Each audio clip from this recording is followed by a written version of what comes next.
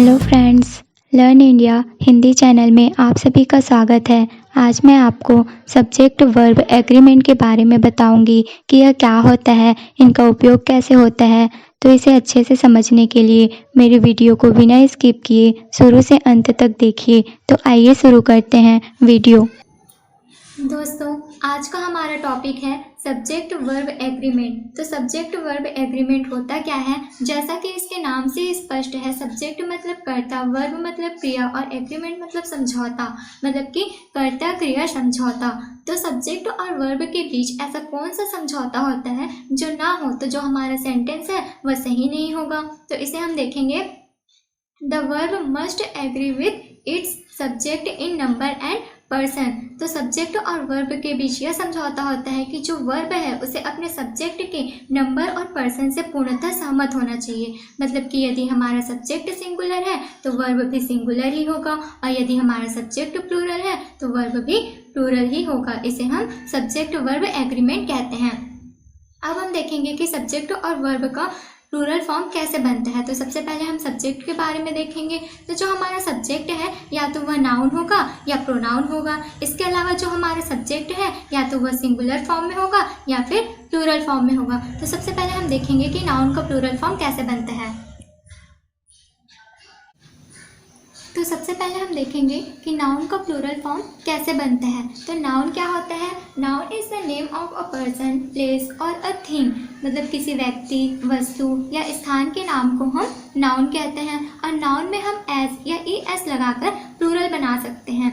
जैसे कि यहाँ पे बॉय एक सिंगुलर नाउन है, इसका प्लूरल फॉर्म होता है बॉयज। बुक यह हमारा एक सिंगुलर नाउन है, इसका प्लूरल फॉर्म होता है बुक्स। डॉग यह हमारा एक सिंगुलर नाउन है, इसका प्लूरल फॉर्म होता है डॉग्स। सिटी यह हमारा एक सिंगुलर नाउन है, इसका प्लूरल फॉर्म होता है सिटीज। तो इस तरह हम नाउन में एस या ई एस लगाकर इसका प्लूरल फॉर्म बना सकते हैं। अब हम देखेंगे कि प्रोनाउन का प्लूरल फॉर्म कैसे बनता है।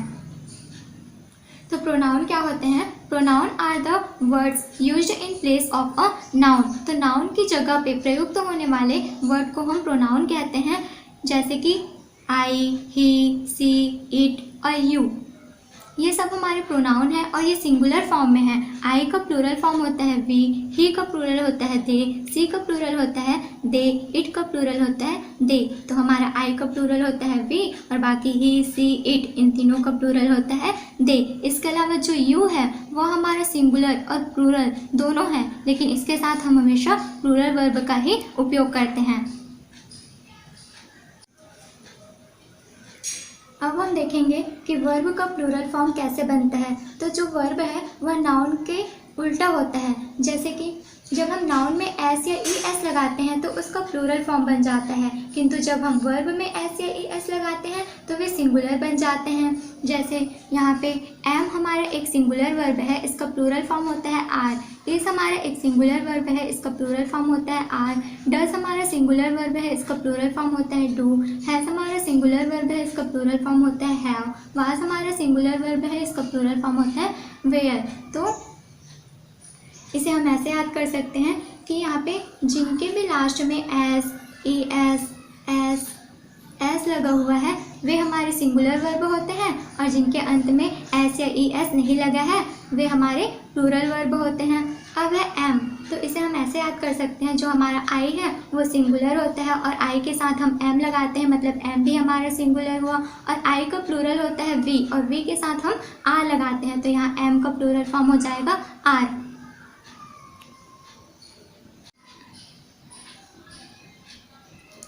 अब हम सब्जेक्ट वर्ब एग्रीमेंट के कुछ एग्जाम्पल्स देखेंगे। यहाँ पे मैंने फर्स्ट एग्जाम्पल लिया है, he is going to school, वह विद्यालय जा रहा है। यहाँ पे यह ही जो है वह एक सिंगुलर सब्जेक्ट है, ही हमारा एक सिंगुलर सब्जेक्ट है, इसलिए हमने यहाँ पे इसके साथ सिंगुलर वर्ब इज का प्रयोग किया है।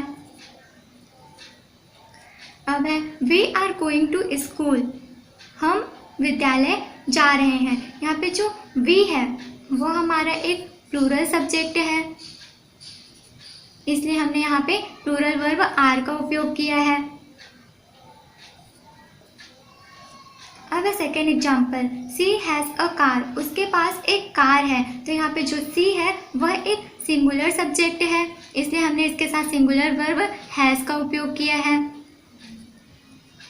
दे हैव अ कार, उनके पास एक कार है। यहाँ पे जो दे है वह एक प्लूरल सब्जेक्ट है, इसलिए हमने इसके साथ यहाँ पे प्लूरल वर्ब हैव का उपयोग किया है। अब third example, I am intelligent, मैं बुद्धिमान हूँ। यहाँ पे आई जो है वह हमारा एक सिंगुलर सब्जेक्ट है, इसीलिए हमने इसके साथ सिंगुलर वर्ब एम का उपयोग किया है।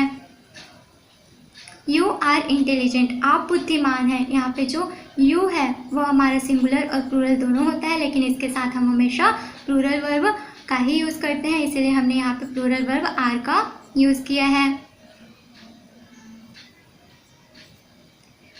यहाँ पे एक प्लूरल वर्ब है। अब हम देखेंगे fourth example, I have a pen, मेरे पास एक पेन है।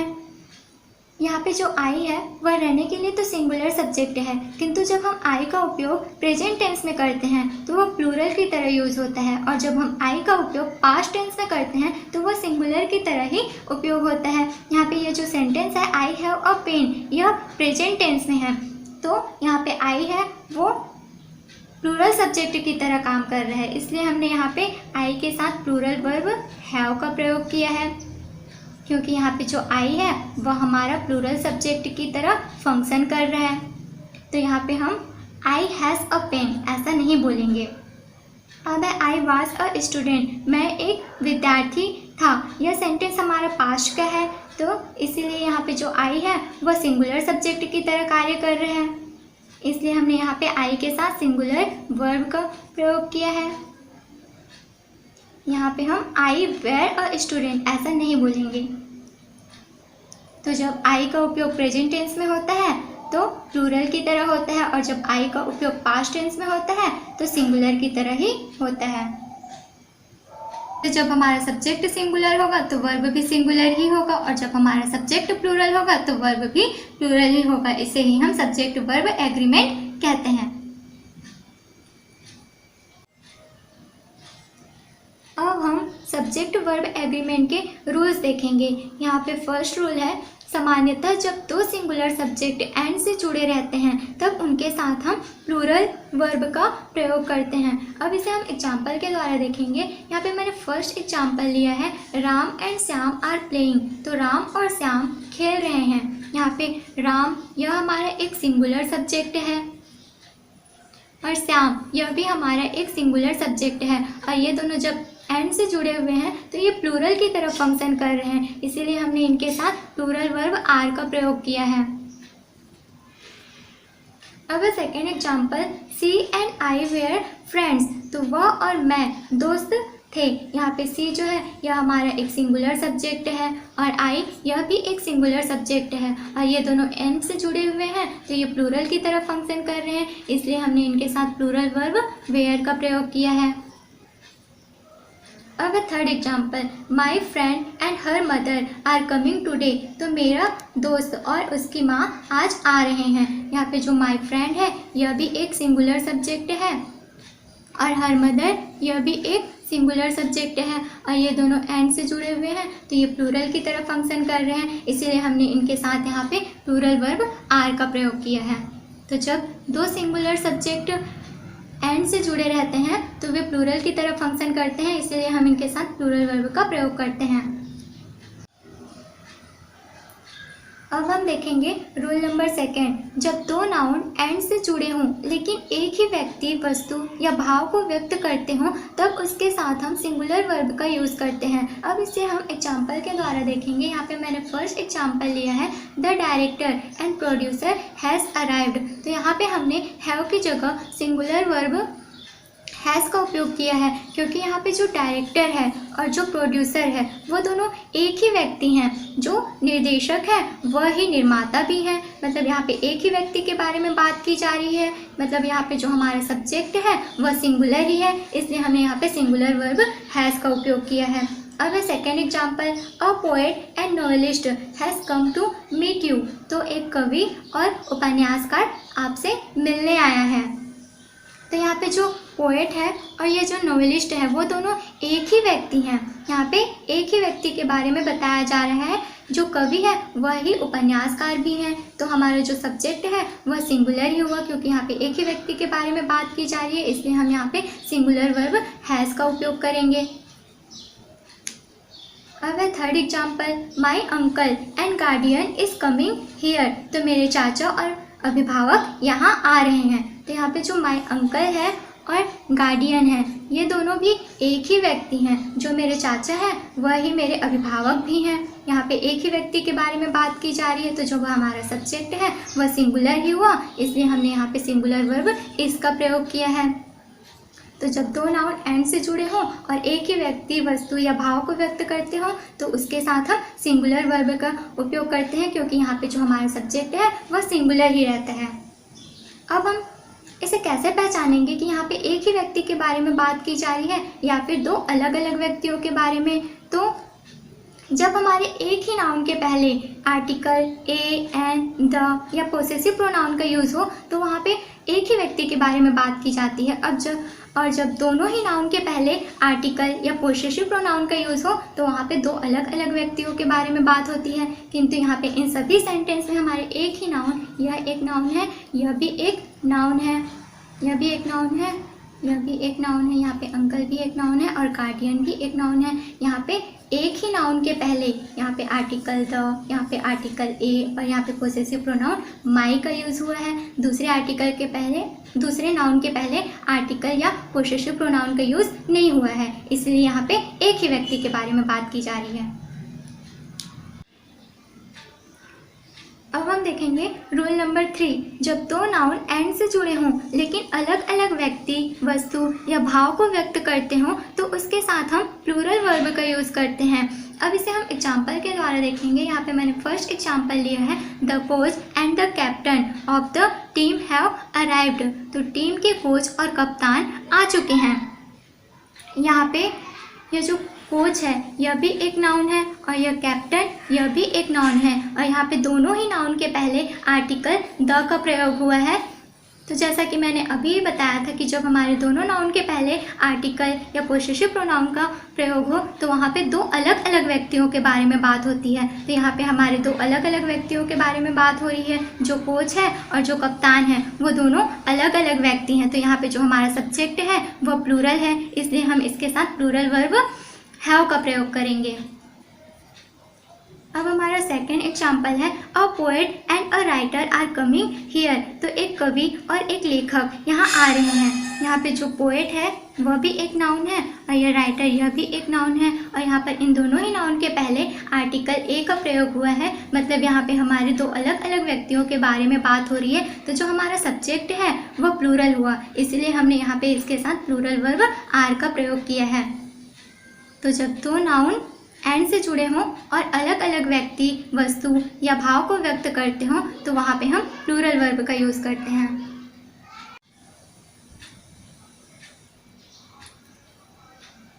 अब है रूल नंबर 4, कुछ ऐसे सिंगुलर नाउन हैं जो एंड से जुड़े रहते हैं और एक दूसरे के पेयर के रूप में यूज़ होते हैं, तो इनके साथ हम सिंगुलर वर्ब का यूज़ करते हैं। अब इसे हम एग्जाम्पल के द्वारा देखेंगे। यहाँ पे मैंने फर्स्ट एग्जाम्पल लिया है, rice and rajma is always my favourite. तो राइस और राजमा हमेशा से मेरा पसंदीदा है। यहाँ पे जो राइस है वह भी एक नाउन है और यह राजमा है यह भी एक नाउन है। तो हम राइस और राजमा दोनों को एक साथ ही खाते हैं, न कि अलग अलग। तो यहाँ पे ये दोनों राइस और राजमा ये दोनों एक दूसरे के पेयर के रूप में यूज़ हुए हैं। मतलब यहाँ पे जो हमारा सब्जेक्ट है वह सिंगुलर ही है, इसलिए हमने यहाँ पे सिंगुलर वर्ब इज़ का प्रयोग किया है। अब सेकेंड एग्जाम्पल है, bread and butter is her favourite breakfast. तो ब्रेड और बटर उसका पसंदीदा नाश्ता है। तो यहाँ पे जो ब्रेड और बटर है ये दोनों एक दूसरे के पेयर के रूप में यूज़ हुए हैं। इन्हें हम एक दूसरे के साथ मिलाकर ही खाते हैं, न कि अलग अलग। इसीलिए यहाँ पे जो हमारा सब्जेक्ट है वह सिंगुलर ही है, इसलिए हमने यहाँ पे सिंगुलर वर्ब इज़ का प्रयोग किया है। अब थर्ड एग्जाम्पल है, a horse and carriage is ready for the journey. तो जो घोड़ा गाड़ी है वह यात्रा पर जाने के लिए तैयार है।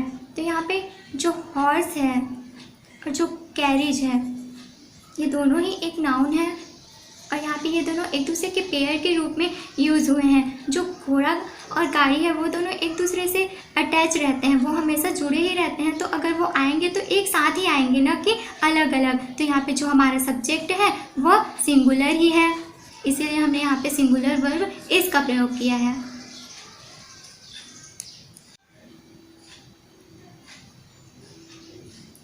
अब है रूल नंबर 5। यदि दो सिंगुलर सब्जेक्ट एंड से जुड़े हों और उनमें से एक के भी पहले अगर ईच, एवरी या नो का प्रयोग हो तो उसके साथ हम सिंगुलर वर्ब का प्रयोग करते हैं। अब इसे हम एग्जाम्पल के द्वारा देखेंगे। यहाँ पे मैंने फर्स्ट एग्जाम्पल लिया है, each boy and each girl is invited. तो हर एक लड़के और हर एक लड़की को आमंत्रित किया जाता है। यहाँ पे यह जो बॉय है यह भी हमारा एक सब्जेक्ट है, एक सिंगुलर सब्जेक्ट है। और यहाँ पे यह गर्ल, यह भी हमारा एक सिंगुलर सब्जेक्ट है और इन दोनों के पहले ही इच का प्रयोग हुआ है। मतलब यहाँ पे जो हमारा सेंटेंस है वह सिंगुलर का सेंस दे रहा है, क्योंकि यहाँ पे प्रत्येक लड़के और प्रत्येक लड़की की बात की जा रही है, इसलिए हमने यहाँ पे सिंगुलर वर्ब इज का प्रयोग किया है। अब हमारा सेकेंड एग्जाम्पल है, every man and every women is understood. तो हर पुरुष और हर महिला को समझा जाता है। यहाँ पे जो हमारा मैन है वह भी एक सिंगुलर सब्जेक्ट है और यहाँ पे जो वुमेन है वह भी एक सिंगुलर सब्जेक्ट है और इन दोनों के ही पहले एवरी का प्रयोग किया गया है। मतलब यह जो हमारा सब्जेक्ट है वह एक सिंगुलर का सेंस दे रहा है, इसलिए हमने यहाँ पे सिंगुलर वर्ब इज का प्रयोग किया है, क्योंकि यहाँ पे हर एक पुरुष और हर एक महिला के बारे में बात की जा रही है। अब हमारा थर्ड एग्जाम्पल है, no smoking and drinking is allowed. यहाँ पे जो स्मोकिंग है यह भी एक सब्जेक्ट है और यहाँ पे ड्रिंकिंग है यह भी एक सिंगुलर सब्जेक्ट है और यहाँ पे इस सब्जेक्ट के पहले नो का प्रयोग हुआ है। मतलब यह सब्जेक्ट जो है यह भी हमारे सिंगुलर का सेंस दे रहा है, इसलिए हमने यहाँ पे सिंगुलर वर्ब इज का प्रयोग किया है। तो अगर एक सब्जेक्ट के पहले भी एवरी, ईच या नो का प्रयोग हो तो भी वहाँ पे हम सिंगुलर वर्ब का ही प्रयोग करेंगे। अब हम देखेंगे रूल नंबर 6। जब दो सब्जेक्ट आइदर और नाइदर नॉर से जुड़े हों तो वर्ब अपने सबसे नज़दीक आने वाले सब्जेक्ट के अनुसार होगा। अब इसे हम एग्जाम्पल के द्वारा देखेंगे।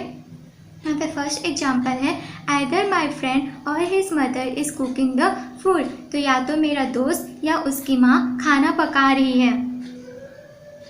तो यहाँ पे जो माई फ्रेंड है यह भी मेरा एक सब्जेक्ट है और हिज मदर यह भी एक सब्जेक्ट है, किंतु हमने यहाँ पे सिंगुलर वर्ब इज का प्रयोग इसके जस्ट सामने वाले सब्जेक्ट हिज मदर को देखकर किया है, जो कि एक सिंगुलर सब्जेक्ट है, इसलिए हमने यहाँ पे सिंगुलर वर्ब इज का प्रयोग किया है।